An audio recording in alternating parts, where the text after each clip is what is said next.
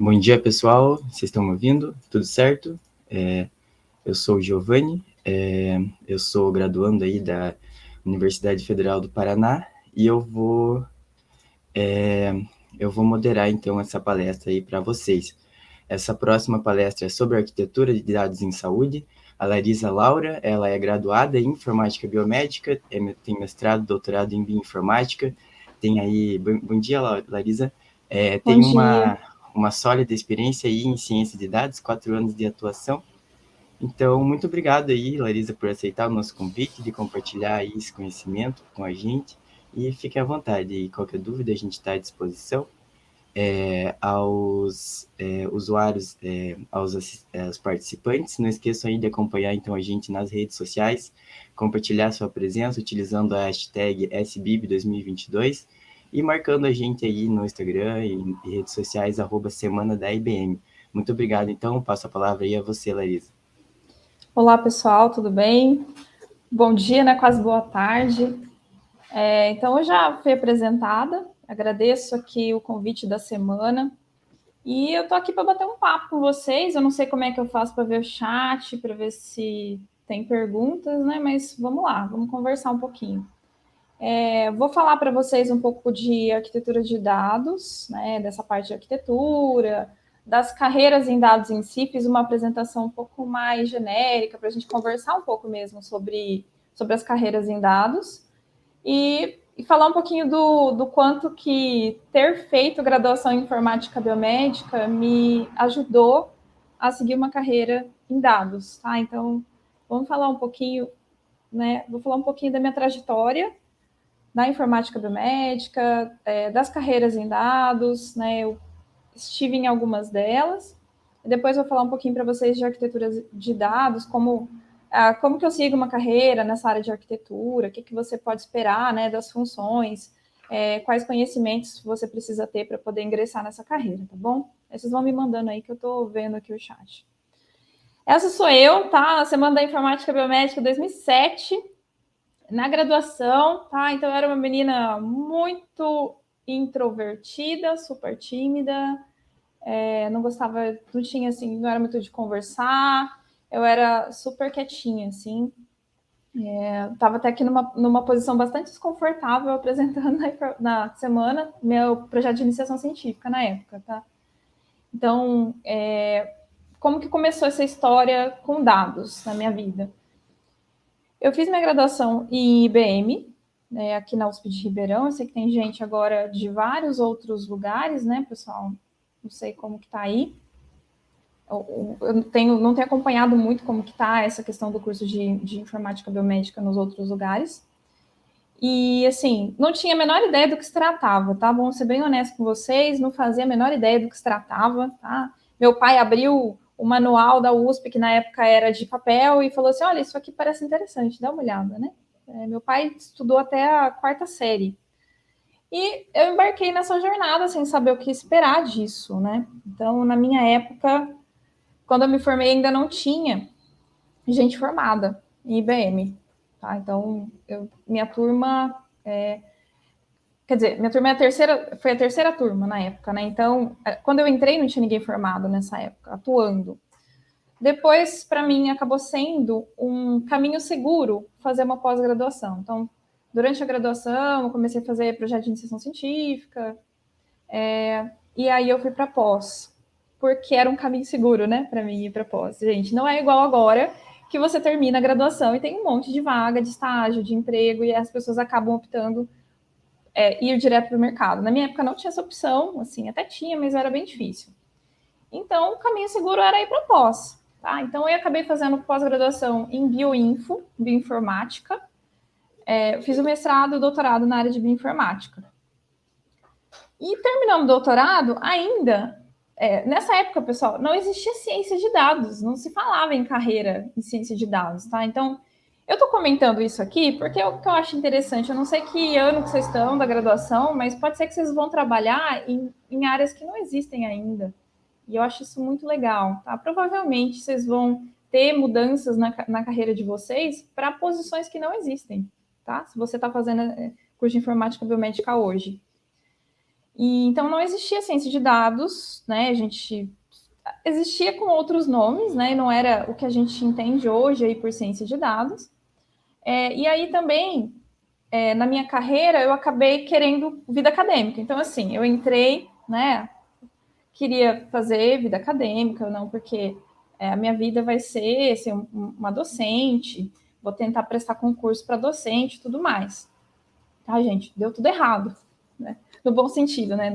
Acabou dando certo depois. Mas, enfim, terminando o doutorado, eu entrei aqui num processo seletivo da FAEPA.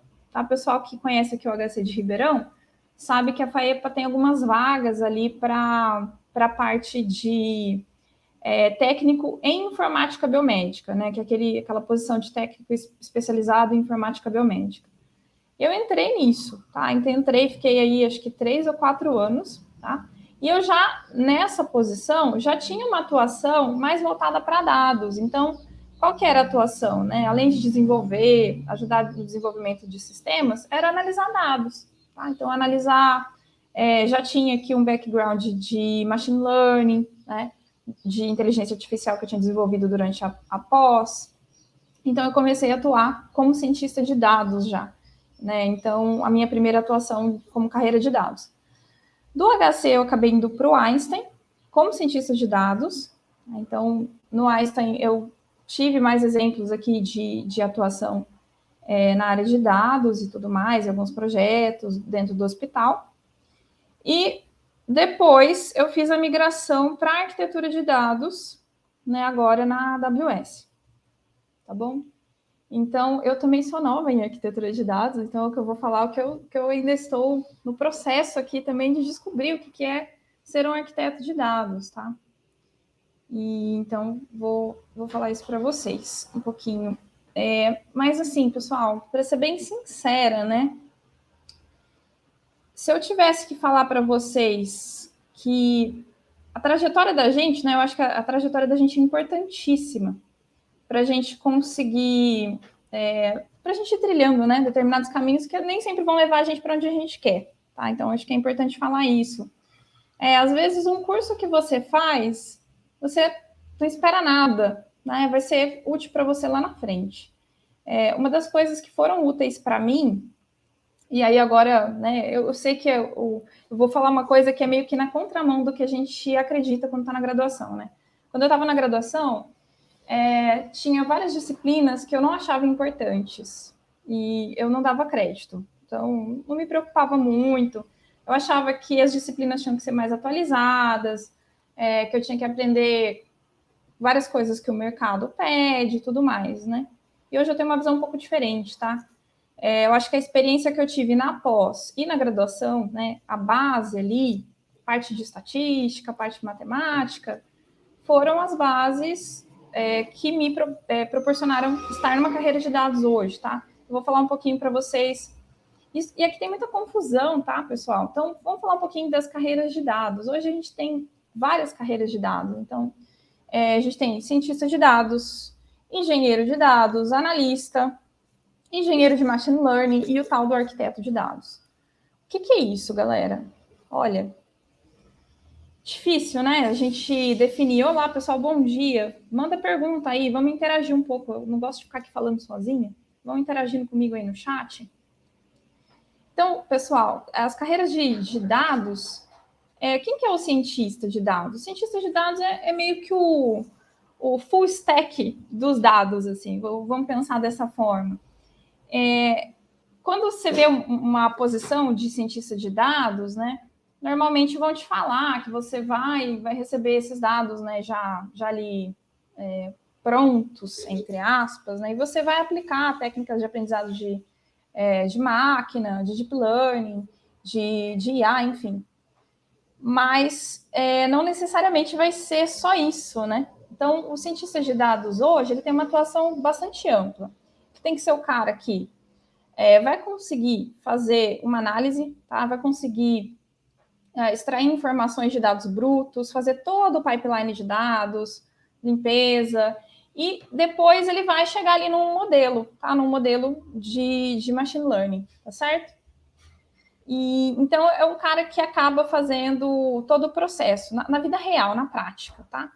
A gente tem analistas de dados, que seriam uma pessoa que não é ali, não é o cara que vai desenvolver modelo, que vai fazer essa parte de machine learning, mas ele vai fazer a limpeza dos dados, o tratamento desses dados. E a gente tem alguns papéis específicos, como o engenheiro de machine learning, que é o cara que só vai fazer modelo, tá? E aí eu coloquei isso tudo dentro aqui do cientista de dados. Esqueci de falar do engenheiro de dados, que geralmente tem uma intersecção grande com o papel do arquiteto, tá? Que é o cara que vai fazer o pipeline de dados. Então, ele vai construir ali um pipeline da estrutura que o cliente tem, né? Para uma estrutura de dados mesmo, tá? Então, vai fazer todo o pipeline aqui. E o cientista é o cara que normalmente tem que fazer de tudo, né? Ele tem que fazer um pouquinho de tudo. Então, tem cientista que tem mais skill de machine learning, tem cientista que vai ter mais skill de deep learning, de outras áreas, né, de PLN, enfim, e vai ser o cara que vai atuar aqui. Tá? E aí, é difícil dizer para vocês assim, nossa, o que precisa ter para ser um cientista de dados, né? Como é muito ampla a formação do cientista de dados, precisa entender de estatística? Precisa, é bom que entenda, né? Base de machine learning, base de aprendizado de máquina. Precisa entender de deep learning? É bom, né? Então, assim, a gente acaba, pessoal, tendo uma lista muito grande aí de possibilidades. O que a gente vai ter na prática são pessoas que são mais especialistas numa determinada área do que na outra. É isso que a gente vai ter na prática, tá bom? Então, eu não sei como que tá a grade do curso, estou falando aqui às cegas. O que é pipeline? Então, vamos lá. A pessoa está achando que está todo mundo entendendo. Muito boa pergunta. O pipeline, a gente pode pensar como uma sequência de passos. Tá? Então, imagina assim. Primeira coisa, você recebe um dado. Esse dado você vai ter que fazer você vai fazer uma limpeza, verificar a consistência dele. Né? Imagina assim, que você está no hospital, você vai analisar registros, sei lá, do prontuário de um paciente, né? Ou de algum, sei lá, de alguma pasta, alguma doença, alguma coisa, né? Algum formulário específico que o cara preencheu lá. Imagina que ele não preencheu, por exemplo, alguns campos importantes. Né? Hoje a gente sabe que tem bastante inconsistência. Eu colocou, sei lá, uma data, o cara nasceu em 1900, alguma inconsistência. Ele vai tirar as inconsistências, ele vai fazer esse tratamento desses dados. Depois, qual que seria o próximo passo? Ele vai tentar extrair alguma informação, né, desses dados, verificar alguns padrões, ver quais informações são mais importantes, tá? Então, é o passo a passo que a gente precisa até chegar lá na construção de um modelo, tá? Eu estou falando modelo, todo mundo está entendendo o que significa isso? Para quem finalizou a graduação em outro curso da área, eu vou chegar lá, tá? Vamos falar sobre isso. Eu acho muito interessante, pessoal, porque hoje tem cientistas de dados que são estatísticos, que são economistas. Eu tenho uma amiga que é economista e cientista de dados. Tem cientistas de dados que tem formação só na área de biológicas, né? Tem pessoal que vem das exatas, físicos, matemáticos, que se formam cientistas de dados. E é justamente por conta desse espectro que o cientista de dados tem de conhecimento. Então, se um cara vem com uma base muito forte de estatística, que bacana ter uma pessoa dessa no meu time. Esse cara tem uma formação muito boa na área de biológicas, na área médica, que bacana ter essa pessoa no meu time, entende? Então, os times de cientistas de dados, né? Sei lá, um time aí do hospital, geralmente com 3, 4 cientistas de dados, eles têm formações diferentes e tá tudo bem. Tá? Então, a gente está falando realmente uma mudança realmente aqui do que a gente tinha antes, tá? Deixa eu ver aqui mais que estão perguntando. Com relação às cadeiras que tinham na minha época, né?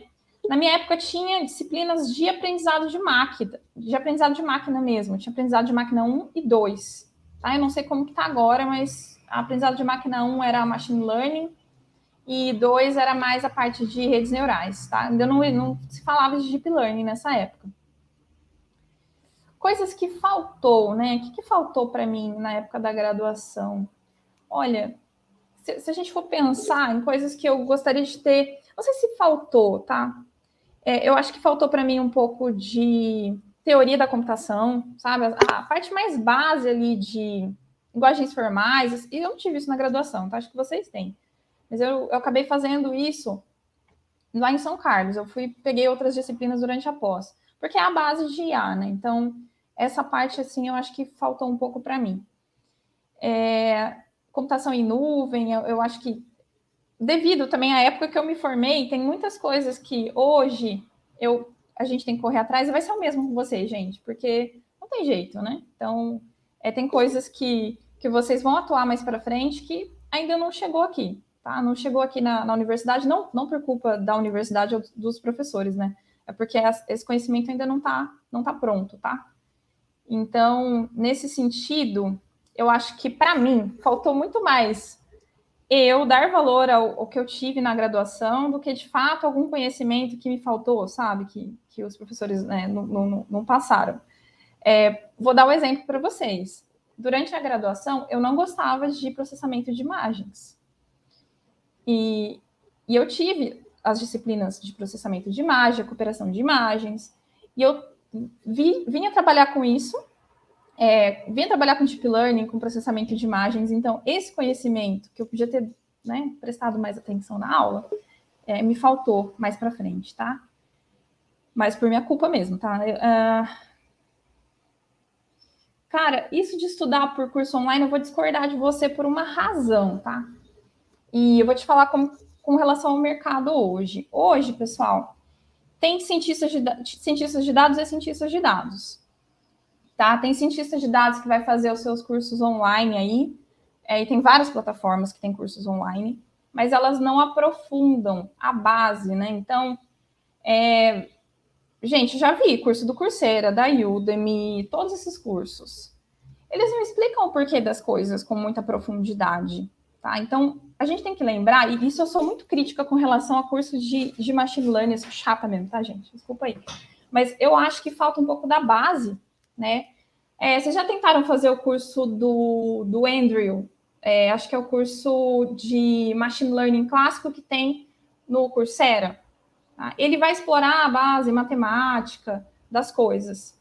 Então, é importante esse curso. Ninguém gosta desse curso, mas é um curso bacana para a gente ver o quanto que as coisas de base que a gente aprende na faculdade, elas se conectam com de fato, com inteligência artificial, entende o que eu estou querendo dizer? Então, às vezes o cara vai desenvolver um modelo e ele vai, sei lá, copiar esse modelo do Git, de algum outro desenvolvedor, mas ele não entende por que uma determinada camada da rede neural está num determinado lugar, ou por que ele tem que usar uma determinada função de otimização dentro da camada, entende o que eu estou querendo dizer? Ele não entende a matemática por trás disso. Então, cuidado com o curso online nesse sentido, tá? Tenta se aprofundar um pouquinho mais, não tenho nada contra, mas vai além. Isso, tem cursos muito bons, né, pessoal? Eu acho que tem as especializações ali do Coursera que são muito boas mesmo, de dados, tá? Eu acho bem legal, eu mesma estou fazendo, eu recomendo. Perdão aqui, deixa eu voltar aqui. Então, vamos voltar aqui só um pouquinho. Com relação agora à parte biológica do curso, né? Uma coisa que realmente fez diferença para mim foi ter a formação biológica no meu currículo e ter trabalhado em hospital. Tá? Hoje, pessoal, eu vejo que assim, o pessoal que não tem pessoal que é puramente computação, tá? E quer atuar na área de saúde, tem que ter uma experiência na área da saúde. Tá? Então, um dos diferenciais para mim é realmente ter atuado em hospital, ter essa comunicação com o médico, com o gestor. Isso faz diferença na nossa carreira, tá? Então, faz muita diferença. Isso é uma vantagem. O curso do Andrew é esse mesmo. É um curso, vamos pôr aqui em palavras, que o pessoal, a gente acha chato, tá? Mas é muito bacana para entender as bases das coisas. Ele vai explicar, ele vai fazer matematicamente as coisas ali, vai mostrar o que está acontecendo de fato. Depois, você vai fazer ali um curso básico de Machine Learning, você vai usar aquele conhecimento ali do curso dele, tá? Então, os cursos dele são ótimos em geral. E vou falar agora um pouquinho do arquiteto de dados, tá? Quem que é o arquiteto de dados? O arquiteto de dados, pessoal, é o cara que vai criar arquiteturas. Não sei como que tá essa parte aí também no curso, a gente via isso, né? Mas na minha época não tinha aí essas arquiteturas em nuvem, porque também não tinha isso ainda, né? Então não existia ciência de dados, não existia, não se falava de deep learning, essas coisas ainda não estavam aí, tá? Então, provavelmente vocês vão atuar em coisas que não existem ainda. Então, o que um arquiteto de dados faz? Ele vai fazer o projeto, né, o design, a criação de arquiteturas de dados. Então, ele vai gerenciar, vai criar, vai implantar. O que é uma arquitetura de dados, galera? Eu vou trazer um exemplinho aqui para a gente. Mais ou menos a ideia do que é uma arquitetura de dados. Mas pensando aqui na área de saúde, né? Em geral, que eu vou falar de nuvem, que é a minha área de atuação. A ideia a gente trazer, vamos pensar assim lá nas bases do hospital, eu criar uma infraestrutura, tá, que me permita acessar dados, realizar buscas, extrair o conhecimento desses dados de uma maneira rápida, né, fácil, tá, criar modelos. Como que eu pego as bases de dados do hospital, né, de um hospital ou de uma empresa qualquer, e eu consigo fazer isso de maneira rápida? Eu consigo fazer isso hoje? Consigo extrair informações assim, né? Rapidamente, trazer registros para fazer alguma modelagem? Não, a gente não consegue, né? Tá tudo em bancos de dados geralmente relacionais, distribuídos, né, em diversos puxadinhos, em diversos pequenos sistemas, né? Então, os hospitais eles mudaram muito, mas a gente ainda tem uma situação assim, tá? Então, uma arquitetura de dados é uma arquitetura voltada para dados. Então, aqui eu vou dar o exemplo da AWS, tá? Mas pode pensar em qualquer cloud aí, tá, pessoal? Que a ideia do quê? De pegar, então, os dados que estão lá, que a gente fala no on-premises, que é na estrutura mesmo do hospital, da minha empresa. Eu vou ingerir, né? Vou fazer a ingestão desses dados, aqui no caso, utilizando os serviços aqui de nuvem. Eu estou pensando aqui em arquitetura para nuvem. E eu vou criar aqui uma estrutura de armazenamento, né? Uma estrutura de armazenamento, vamos trazer de volta o pipeline, né? Pensando em dados brutos, em dados já processados, tá? Em dados aqui prontos para ser consumidos por outras aplicações, tá? Então, pensa nisso. Como que eu vou conseguir ingerir esses dados que estão em fontes diversas, trazer esses dados brutos, extrair as informações que me interessam, pré-processar esses dados e deixá-los prontos para serem consumidos, por exemplo, pelo meu cientista de dados, que vai desenvolver uma aplicação aqui Aqui eu estou dando o exemplo do SageMaker, que é, na verdade, pessoal, pensa aqui num Jupyter Notebook, tá? Jupyter, sei lá. Né? O cara vai desenvolver um modelo no Python aqui, que vai consumir isso daqui. Aí vai desenvolver um modelo. Faz sentido para vocês? Então, pensa aqui, sem conhecer os serviços, na parte de ingestão, como que eu jogo isso para dentro de uma estrutura? Como que eu armazeno esses dados fazendo um pipeline de processamento? Tá? Eu vou aqui a ideia estou trazendo para vocês alguns serviços, né, da AWS, que eu não vou entrar em detalhes, tá? Mas aqui, por exemplo, o S3, que é um serviço de armazenamento, é onde vai ser armazenado esses dados brutos, para processado, etc. E deixar eles prontos para serem consumidos por outras aplicações, por, sei lá, fazer um dashboard, para analisar, enfim, etc. Faz sentido para vocês, galera? Tá, então, o que o arquiteto de dados faz? Ele faz esse projeto de arquitetura, desde a ingestão, pode ser a construção de um data lake aqui, já ouviram falar nesse termo? Então, o que é um data lake?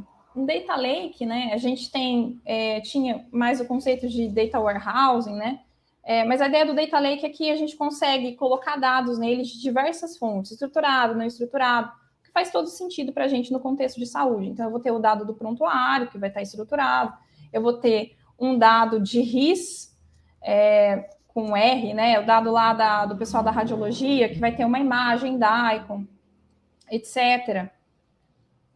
E eu vou ingerir esses dados aqui dentro do meu data lake. O data lake ele vai ter camadas, então ele vai ter camadas de dados. Vou ter uma camada raw, né, uma camada de dados brutos, e aí eu vou ter camadas mais processadas, tá? Até chegar numa camada ali final de dado pronto para o consumo. E consumo eu entendo aqui como para aplicações ou para a própria ciência de dados, que vai usar esses dados para poder extrair padrões, tá?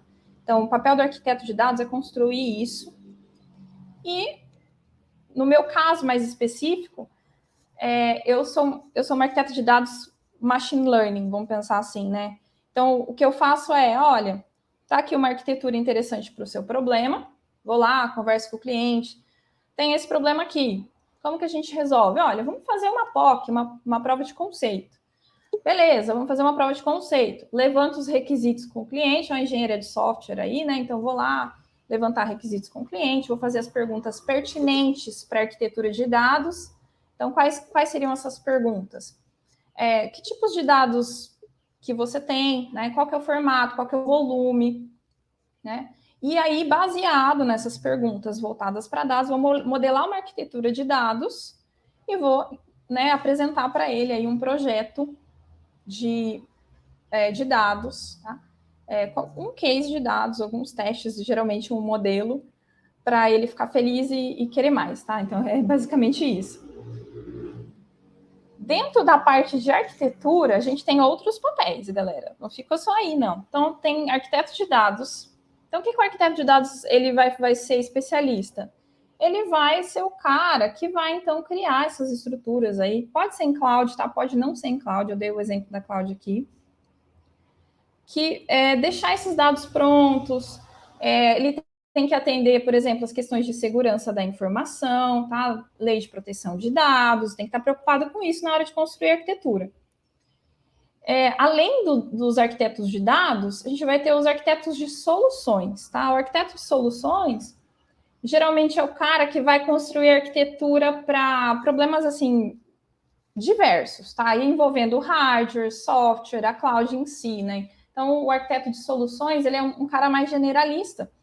E, sei lá, ele vai querer resolver o problema da rede do cara, que está muito lenta. Então, como que eu migro esse problema aqui para a cloud, sendo que eu tenho um problema aqui de rede, tá? Então, ele vai construir lá as VPC, né? Vai projetar isso lá para o cara, tá bom? Então, assim, a gente tem um conhecimento geral, mas também não dá para abranger tudo.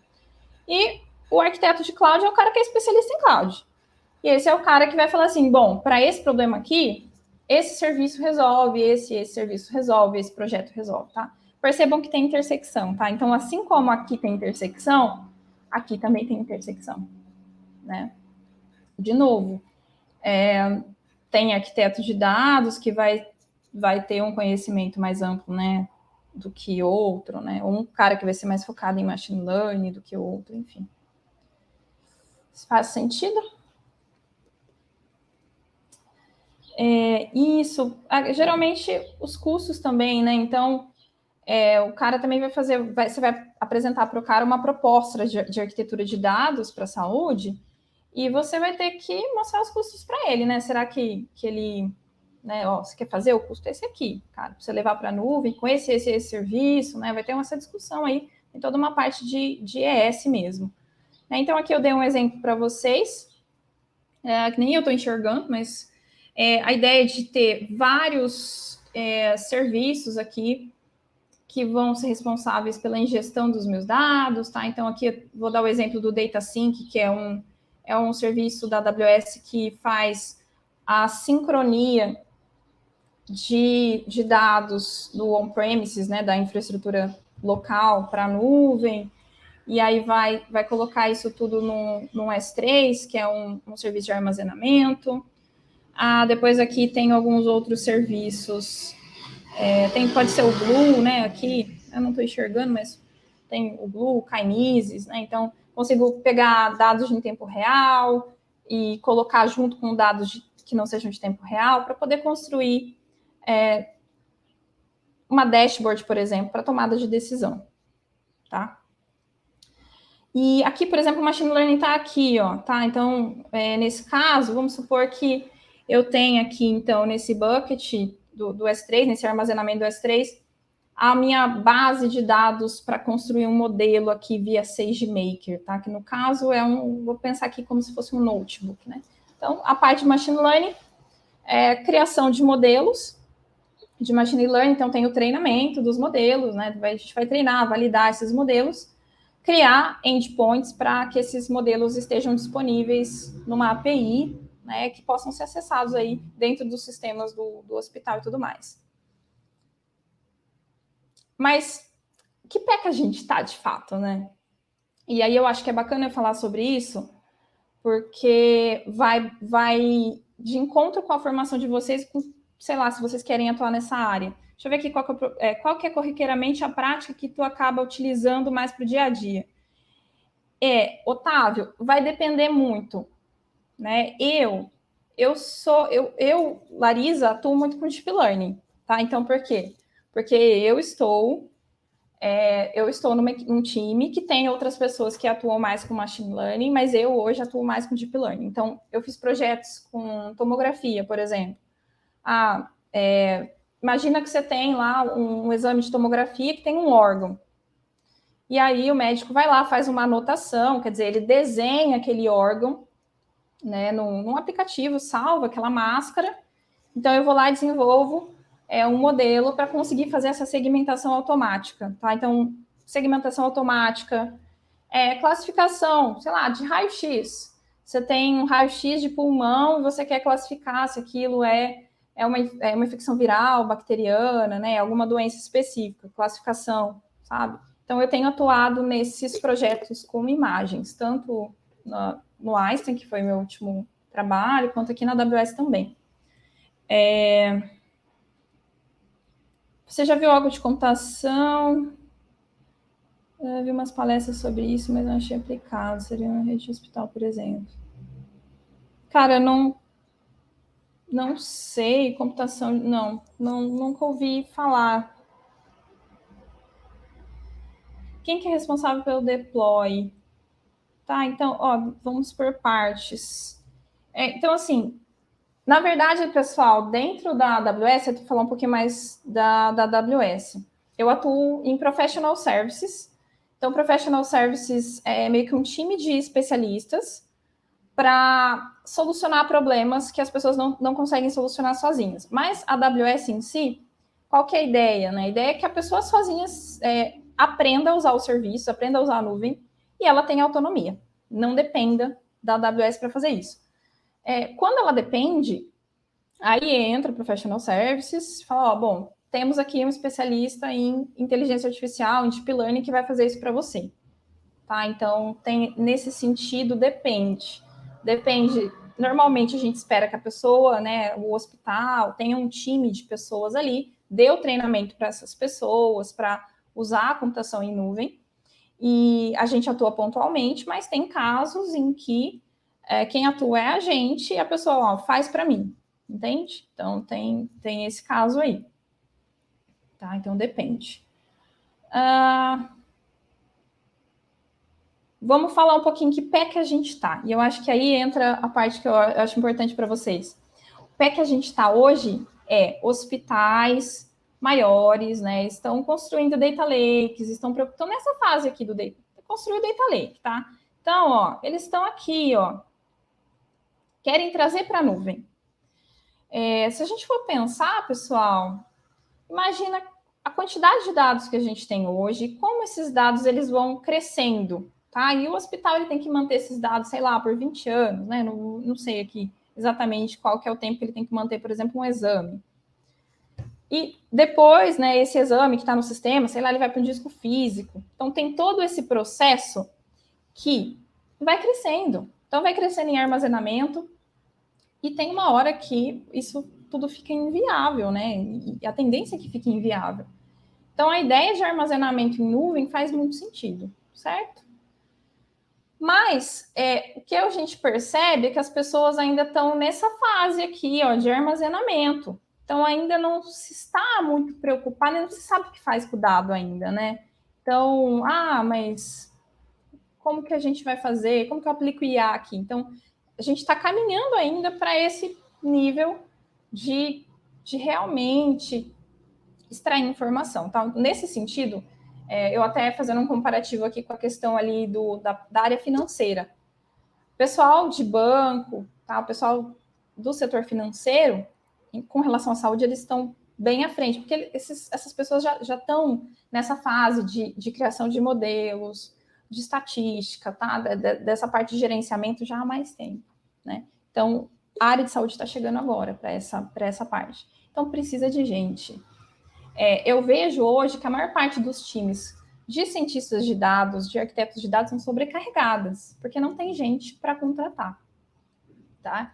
Então, se você tem interesse nessa área, se você está se formando agora, se joga, certo? Porque tem muita vaga.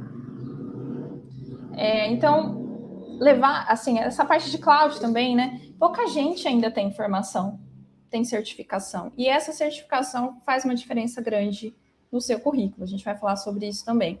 Então, o que eu percebo? A gente ainda tem uma certa imaturidade, tá? Então, hoje, o cenário que a gente tem é todo mundo quer ir para a nuvem, mas ainda não se tem uma compreensão do valor que a nuvem pode agregar para o seu business, né? Então, no sentido mesmo aqui, falando do sentido de dados, de criação de modelos, de aplicação de IA e tudo mais. Então, a gente está nesse processo de descoberta do quanto que a IA pode agregar para o business.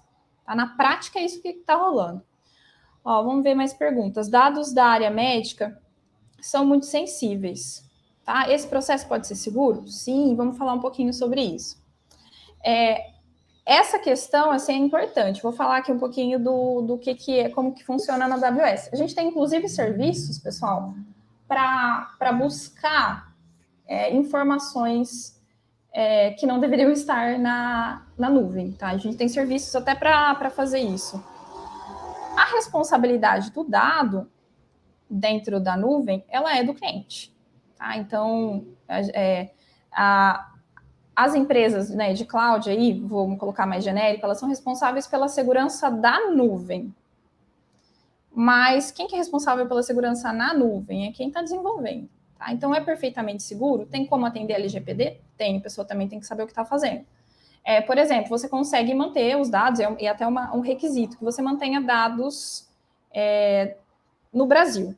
Tá? Então, um requisito ali da LGPD. Sim, você vai escolher um servidor no Brasil, você vai configurar, você vai fazer configurar a criptografia, tá? Então, criptografia no servidor, no cliente, tá? Então, desse ponto de vista, é perfeitamente seguro, só que tem que seguir as boas práticas, né? Então, nesse sentido, quem que é responsável pelos seus dados? É o hospital. O hospital é responsável pelos seus dados, tá? Vocês devem ter acompanhado aí casos que, né, sei lá, tá da nossa área, né, cientista que foi lá e subiu ali dados no Git, né? Então, vocês devem ter acompanhado exemplos disso. Então, essa questão aí, eu acho que do vazamento também é uma questão de treinamento, né? Então, fornecer ali o treinamento adequado. Sim, deixa eu ver aqui mais, mais alguma pergunta. Bom, eu acho que a tendência é que tudo migre, né, para a cloud. Não faz sentido a gente ficar, né, dando manutenção para servidores. Então, imagina, além da aquisição de servidores, todos os custos que tem de se manter um servidor, né? Então, custos de manutenção, o próprio ambiente que tem que ser adequado, temperatura e tudo mais, e a forma como isso escala. Então, do ponto de vista de custo, acaba sendo mais barato ir para a nuvem. Para as empresas menores, essa questão ainda está um pouco complicada. Outra coisa que encarece muito o pessoal no Brasil é os impostos, né? Então, no Brasil, a nuvem mais cara que existe são os servidores brasileiros por conta da quantidade de impostos. Essa é uma dificuldade também que a gente enfrenta na área da saúde, justamente porque a gente tem que manter os dados no Brasil.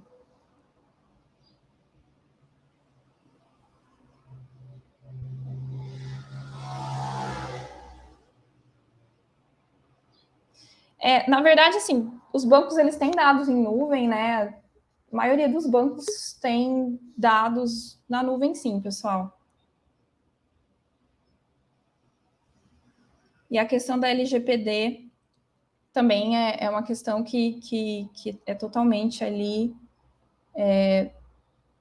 dá para abarcar, tá? Dá para lidar. Eu perdi uma pergunta aqui que passou. Falando um pouquinho aqui de machine learning, tá? Deixa eu só responder. Ainda é possível anonimizar uma série de dados. Gente, na verdade, o dado, para ele ir para a nuvem, ele tem que estar anonimizado, né? Tem que estar criptografado.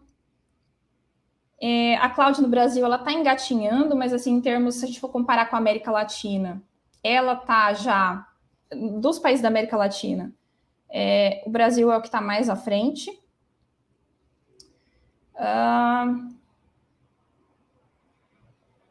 As pessoas ainda têm receio da nuvem. Então, falta formação, pessoal. Eu acho que na geração de vocês não adianta fugir da nuvem, porque é inevitável, né? E as pessoas vão ter que se adaptar. Porque é inevitável, tá? Então, lá fora, os hospitais estão usando nuvem.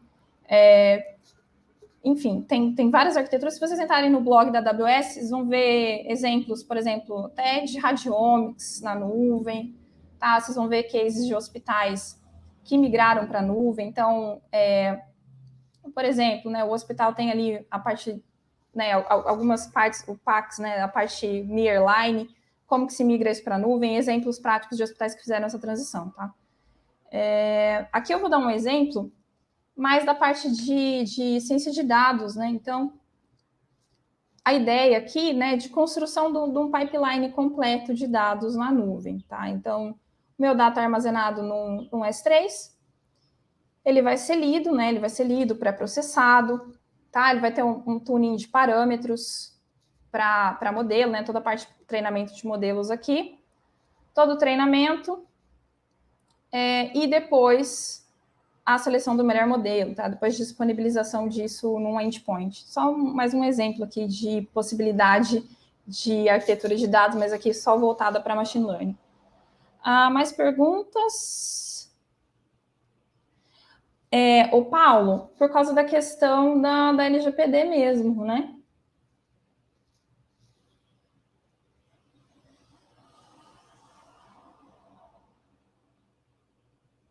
Deixa eu ver a pergunta aqui, Paulo. Vamos ver. Acho que compensa dispensar, focar em análise de dados de hospitais, buscar oportunidades de empresas. Cara, você está falando como formação, isso, como carreira? Então, pessoal, dentro ali dos papéis das pessoas que trabalham na nuvem, tem pessoas que são especialistas em mainframes, que vão ajudar a fazer essa transição e tudo mais, tá? Então, isso não é um problema, né? É que a gente está num nível de maturidade, como o exemplo que eu dei, o setor financeiro está num nível de maturidade diferente do nosso. Aí eu estou falando tanto como cientista de dados, como agora como arquiteta, né? Mas a questão mesmo de como essas pessoas já estão trabalhando com isso há muito tempo, tá? Então, eles estão num outro nível. Então, a gente tem muito a aprender com eles. Daniel Franco! Aí, gente. Turma 3. Tá, pessoal? Então, o que eu diria para vocês, assim? O que fez diferença na minha vida, tá? Na minha vida fez diferença seguir... Vamos pensar assim, vai. Segue o baile, segue o fluxo. Não pense que alguma coisa que você está fazendo é inútil, tá? Elas podem até ser, mas você pode usar elas mais para frente, tá? Tem uma coisa chamada karma, tá? Vamos falar aqui. Tem karma, sabe aquela disciplina que você detesta? Você vai trabalhar com ela, pode crer que você vai. Falo por mim mesma, todas as disciplinas que eu não gostava muito na faculdade, eu acabei trabalhando com elas. Nossa, deve ter jogado pedra na cruz, tá? Mas se você vai para a área de arquitetura de dados hoje, e eu falo isso agora para vocês como ex-informata biomédica, né? Cara, presta atenção aí nas bases que a galera tá dando de banco de dados, de redes, aprende legalzinho o core da coisa, tá? Dá uma estudada forte em estatística, na parte matemática também, que vai te ajudar pra caramba se você quiser ir para machine learning. E é o que eu falei para vocês. Tem cientista de dados e cientista de dados, tá? Então, o cara que entende da base matemática, do porquê que ele está selecionando um determinado parâmetro dentro de um modelo de deep learning, esse cara é foda, tá? E esse cara faz diferença. E eu contrataria esse cara, tá? Se você vai programar em Python, em R, no que for, isso você aprende. Isso é tranquilo, não é? Mas a base não é assim tão fácil de aprender. Então, percam o medo, tá? Estudem a base mesmo do negócio e se joguem, tá? No meu caso, eu passei a vida inteira achando que eu ia para academia e, no fim das contas, eu achei que não vale a pena mais, né? Então, o mercado está com oportunidades muito bacanas nessa área e não necessariamente você precisa cumprir todos os itens do currículo de um arquiteto, de um cientista de dados para atuar na área, tá? Você pode, sim, ter uma questão ali de ser mais especialista em machine learning, deep learning, tá? na parte de infra e tudo mais. Então, realmente, foca na base, tenha paciência. Eu acho que vale a pena, para o pessoal aí que está interessado em nuvem, fazer uma certificação. Então, que seja a certificação aí base de arquiteto de dados. Não precisa ser da AWS, pode ser do que vocês quiserem. Faça uma certificação, faz diferença, sim. Cara, de nuvem, nas próprias empresas aí de nuvem tem, inclusive, treinamentos, tá? Então, se você pegar, por exemplo, o básico aqui da AWS, o Cloud Practitioner, você tem um curso inteiro disponível e gratuito para fazer lá na AWS mesmo, tá? Então, depois, se vocês quiserem, a gente pode passar. Mas das outras também tem, tá? Não vou falar em detalhes aqui, mas todos têm e vale a pena fazer. Da área de Data Science, não sei como está o currículo de vocês, mas eu diria para se preocupar com o core das coisas, mais do que com um tutorialzinho de faça você mesmo, que na hora que vem um problema cabeludo não vai servir para nada, tá? Então, tenta dosar, cara, tenta dosar. Não fica só na Udemy e esquece de prestar atenção na aula do Murta aí, para quem vai fazer Deep Learning, tá? Dá uma dosada. E paciência, tá? Paciência, porque às vezes a sua trajetória vai te mandar para uma carreira que ainda não existe, como eu falei para vocês, tá? E eu acho que é isso, assim, eu vou abrir para perguntas, tá? Posso contar causos aqui, histórias, que vocês que mandam. Ou se a galera tiver com fome também. Muito obrigado, então, aí, Larisa, pela sua participação. Então, a gente tem mais uns minutinhos. Se vocês tiverem mais comentários, podem mandar aqui então, mais perguntas. A Larisa já foi respondendo, ficou bem legal, né? Bem dinâmico. Não sei se ficou alguma coisa. Galera, é assim, é aquela coisa, né? Eu acho que faz mais sentido ser uma conversa, tá? Então, assim, precisa de mim? Manda uma mensagem, eu respondo, tá? Eu demoro, às vezes, o pessoal da semana sabe que eu esqueço de ver as coisas, mas eu respondo. Então, eu acho que é bacana, assim, sei lá, pergunta, né? O que você acha disso? Também não leva muito em consideração a minha resposta. Show! Então, temos uma pergunta aqui do Paulo Cardoso. Como carreira, pois meu irmão é um analista numa empresa com um ótimo plano. Fiquei sem saber se focava na área de saúde mesmo ou se o mercado estava bom. Então...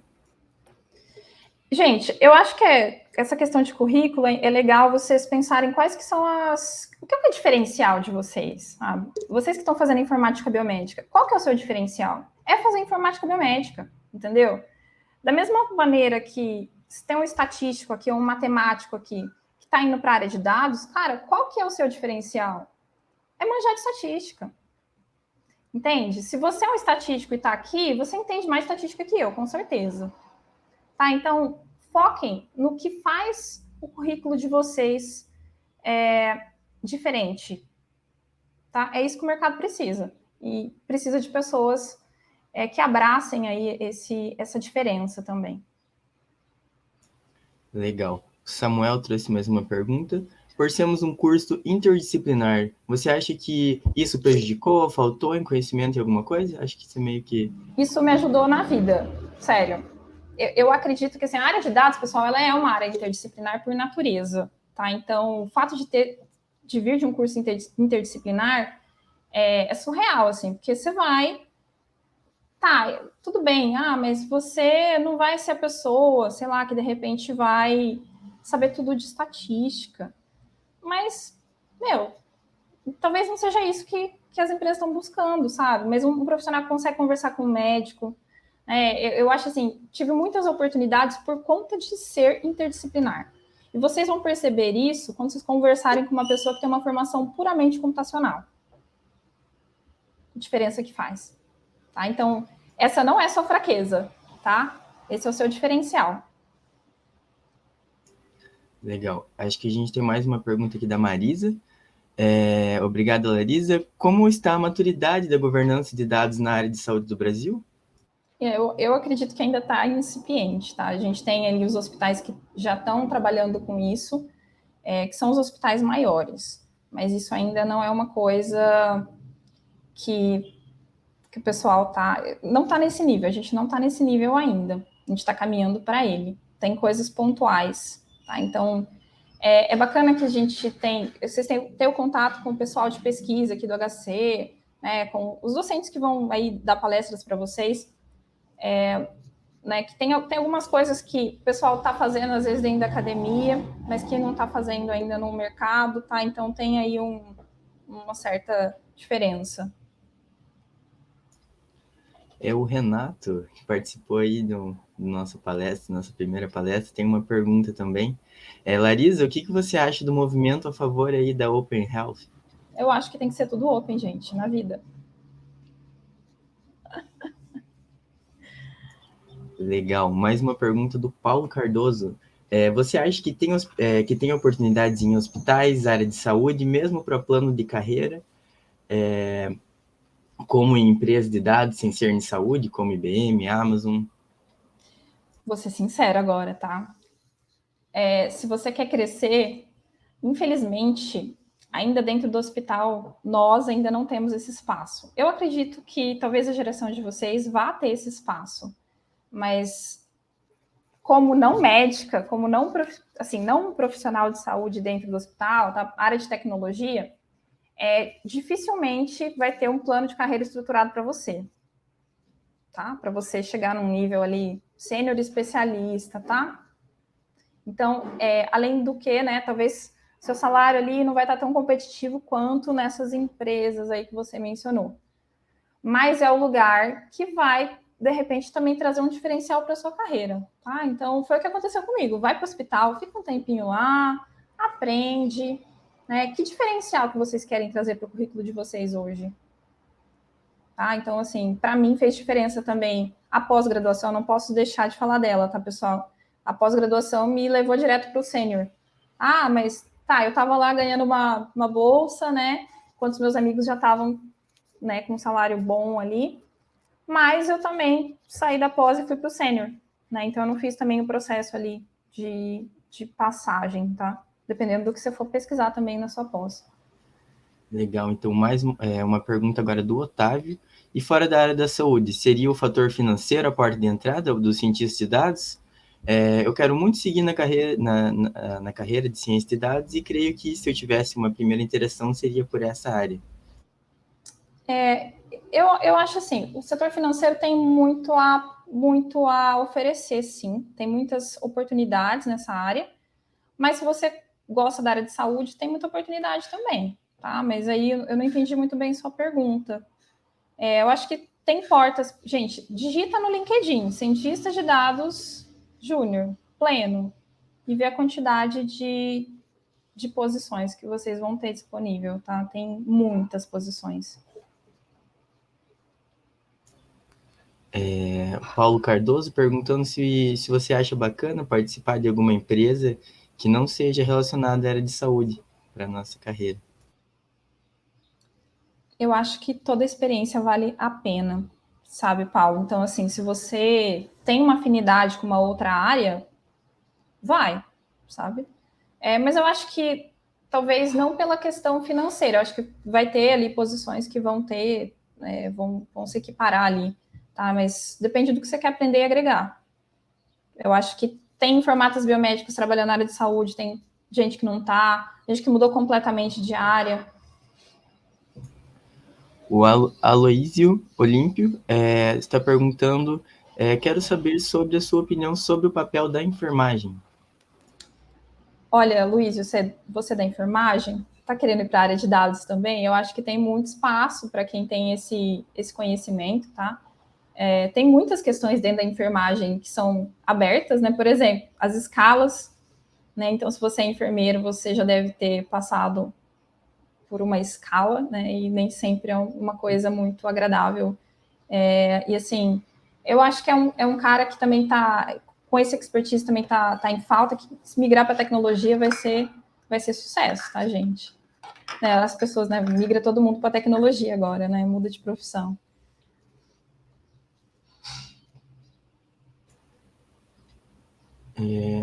Um comentário aqui, uma pergunta do Paulo novamente. Acha bacana durante a graduação realizar iniciação científica em bioinformática, manipulamento de dados biológicos?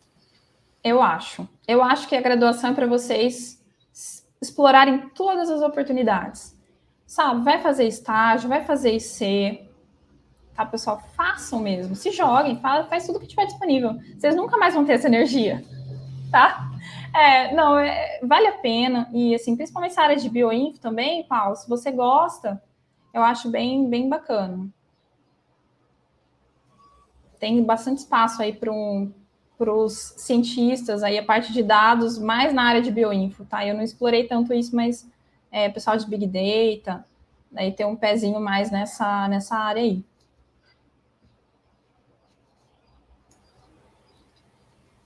Então, pessoal, acho que acabaram as dúvidas.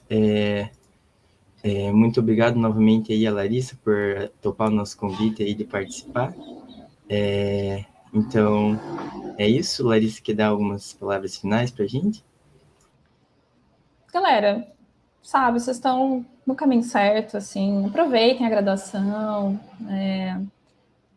aprendam aí as bases da coisa e se joguem, aproveitem para realmente aprender, né? Tem uns caras aí, a gente tem professores incríveis aí, cola nos caras, dá uma olhada qual que é a área de especialidade dele, porque às vezes ele está dando aula de uma coisa que não é assim, aquela coisa que brilha os olhos, então cola nele, vê o que brilha os olhos desse docente, faz IC, faz estágio, aproveitem bastante essa fase porque é incrível, e assim, realmente eu acho que tem muitas possibilidades de futuro, de trabalho para vocês, a área está só crescendo, e é o que eu falei, talvez vocês vão trabalhar com coisas que ainda não existem, então não se privem aí, não deixem tudo muito rígido, né? Aproveita para ir agregando coisas que possam ser diferenciais depois no currículo de vocês. É isso aí, galera. Sucesso.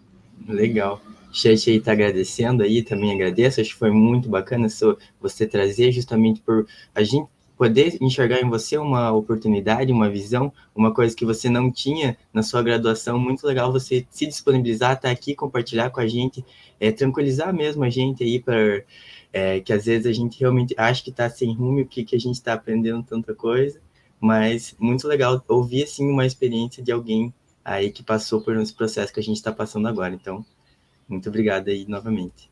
Eu que agradeço. Qualquer coisa, procura aí, manda e-mail, manda mensagem, que a gente tá por aí. Obrigada pelo convite, galera. Maravilha, então.